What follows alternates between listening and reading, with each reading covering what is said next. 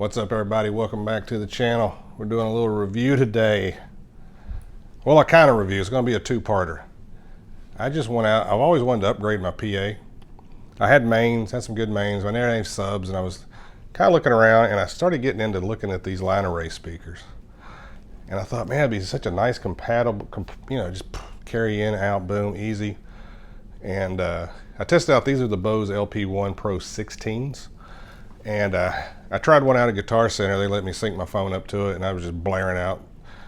And I mean, I had that whole place rocking. And it really blew me away about the quality of the sound. The louder it got, it just stayed crystal clear. And so I was like, okay, I'll try this. I'll take the plunge. And got them home.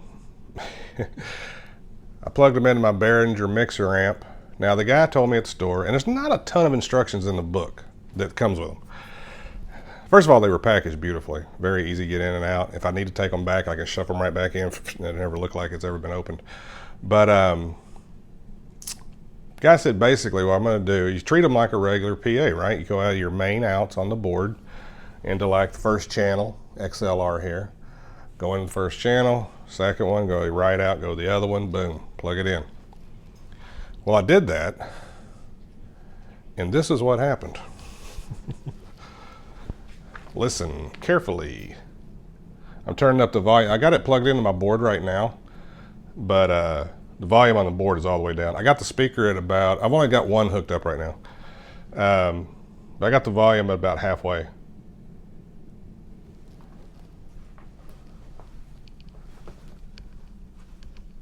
Oh, I'm sorry, I don't have it on at all. I got it on, but it's not. Oh, wrong channel. I've been messing with this thing so much, I'm discombobulated. Oh, turn that mic down. Got the speaker, okay, put the speaker at about half volume.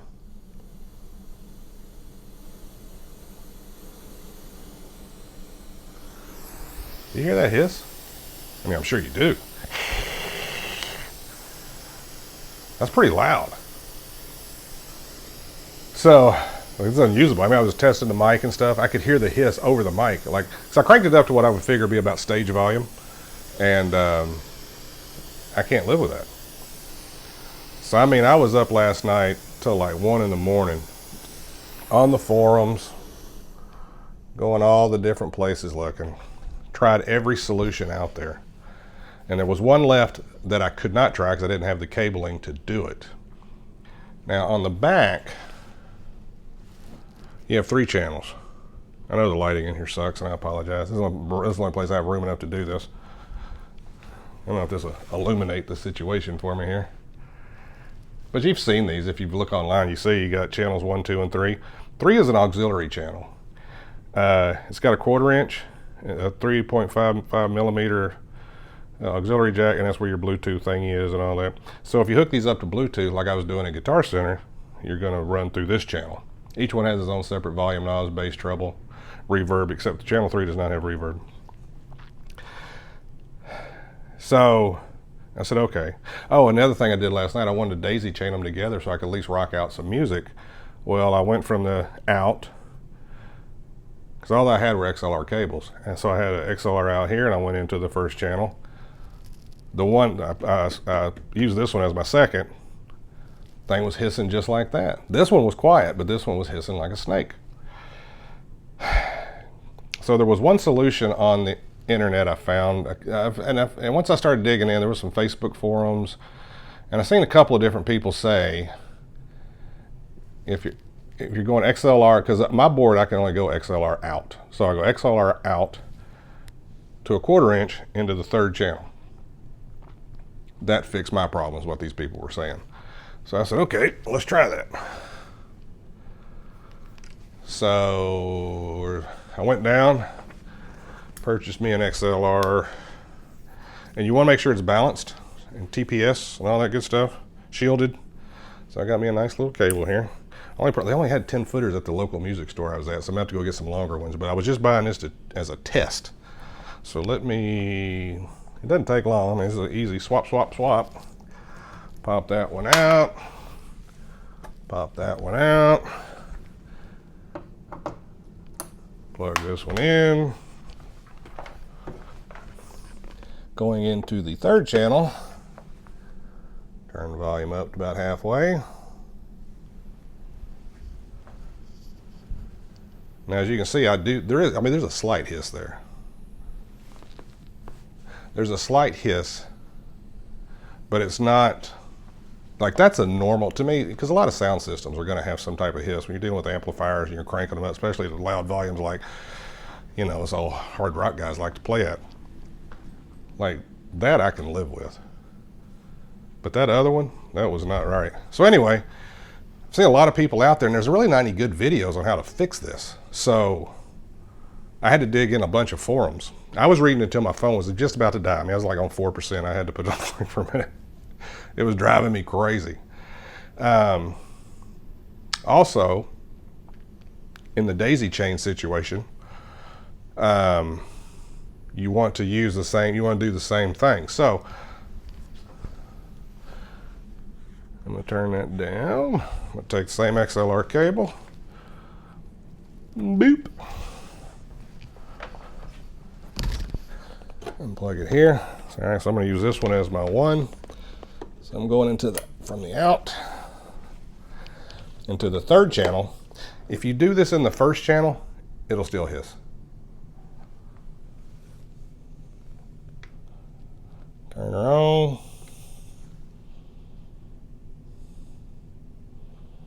Give it about half volume.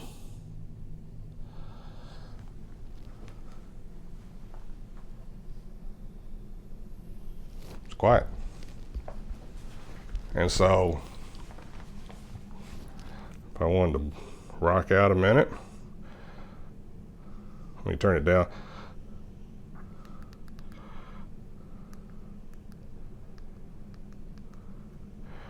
Is my Bluetooth cut off? What happened? I was connected a second ago. What's going on? Oh.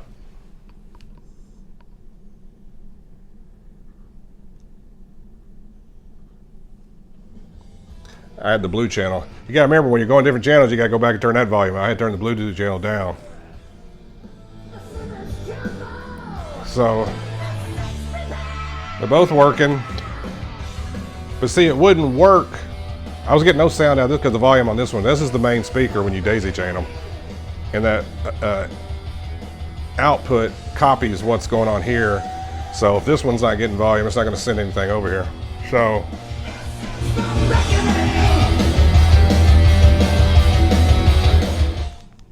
I don't get copyright. I don't care. What do I care? I'm not monetized. So anyway, that seems to have fixed that problem. If you have that hiss problem with these speakers, and why there's not a, you know, Bose doesn't have it on there. Hey, if you're hooking this up to an external mixer, do it this way. Their stuff says you could hook it up exactly the way I did it. And as you could tell when I first turned this thing on, I mean, I can't live with, I mean, that's just, it was too loud. That was too much hiss. So the amount of hiss I'm getting now, like I said, to me is a normal amount of hiss when using powered speakers and stuff. It's just a little slight, you know, when you're at the club or at the venue or whatever, and people are walking around, you're not going to hear that at all. But that other thing, yeah, I think people have been looking around. Is there a snake in here? What's going on? So anyway, I don't know why this fix is not readily available from Bose or on every YouTube video out there, because I haven't seen a lot of people complaining about it, but I have not seen anybody tell me how to fix it. One of the other complaints people had about this, they thought the build quality, like there's some wobble here. And I mean, yeah, there is. I mean, but it's, to me, I'm not bothered by that. That's fine.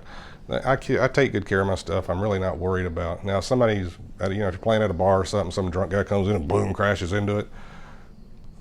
Yeah, it's going to cause a problem. However, they could crash into your tripod with a speaker on top, knock it up. I mean, anything could happen, spill a beer on it. When you take your gear out into a public event, especially a bar, playing a gig, there's always a chance something's could happen. I've never had any damage, any equipment damaged at a bar. And I've played a bunch of shows at bars, so I'm not that concerned about that. But as far as everything else, I mean, they're nice and they're not, I got a ceiling fan here. I can't really lift them up too much, but I mean, they're not heavy, even with the speakers on them. The tops, the spacer comes off and they fit in this nice bag. Now this came with it. And it's padded. Nice bag. I like it. Nothing came for the sub though. If you want a slip cover for that, they're $55. And it's like windbreaker material. It doesn't, I would want a padded cover for that. Especially for as amount of money as these cost. I think they should have included something in there like the bag. Why not give us a cover for that? I'm sure they're making a good profit off these things for as much as they charge for them, so I'm not really, I think they could have thrown a bag in there and not cheaped out on that. Also, the wobble thing, if you are concerned about that, there is a guy, he has an Etsy store. There's a video on YouTube.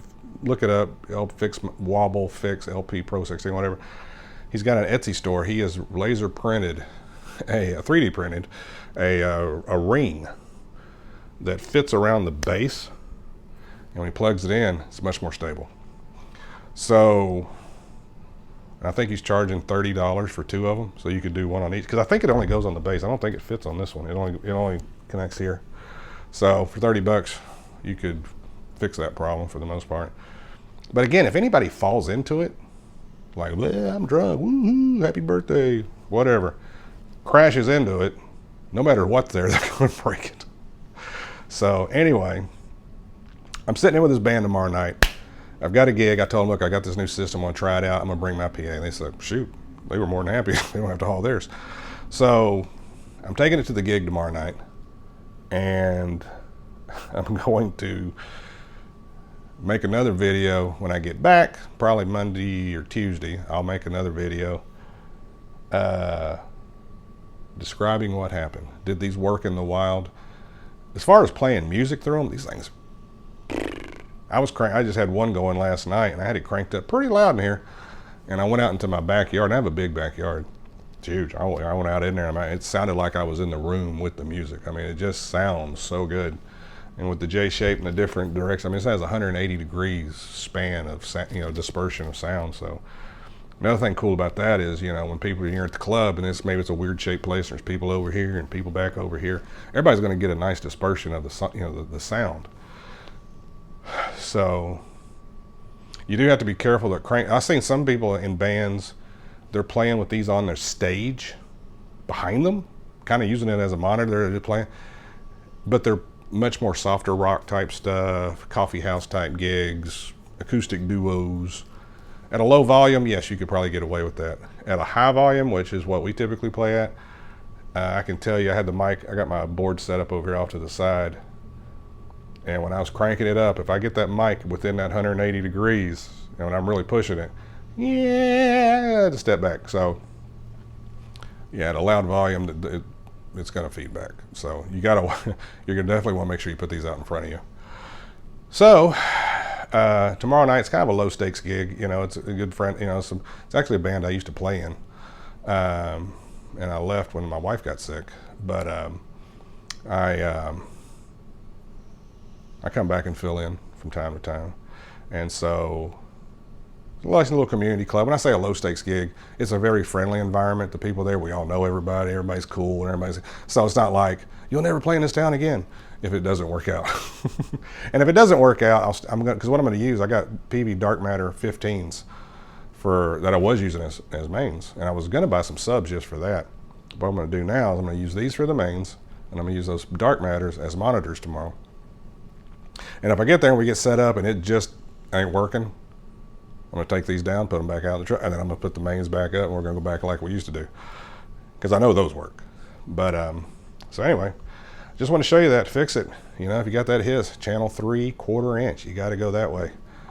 And make sure you use a good cable. Balance shielded. I think one guy was the TRS, TPS, what's it called? Anyway, you want a good cable, good speaker cable. So, we'll see. Fix the hiss. Just like on my EVH 5153, I don't like hissing. But it's what it sounds like. Actually, it sounds like preamp hiss. So anyway, other than that, we'll see. I almost took them back. But I'm going to try the gig tomorrow night and try it. Because now that the hiss is under control, I feel a little bit better about it. Well, I feel a lot better about it. But we'll see. I'm so irritated. I was up so late last night. But I think it's fixed. We'll see. We'll find out tomorrow. I got to go get another cable after work, and yes, I'm at work, but it's my lunch hour. Plug in the second one, make sure everything's cool, and then we'll go from there. But watch for the next video. I'll let you know how they performed. I'm gonna maybe try to take some video with the show while I'm there to kind of show. I don't know how well it'll show up on YouTube, but we'll do the best we can. Be nice to everybody. It don't cost nothing. Peace.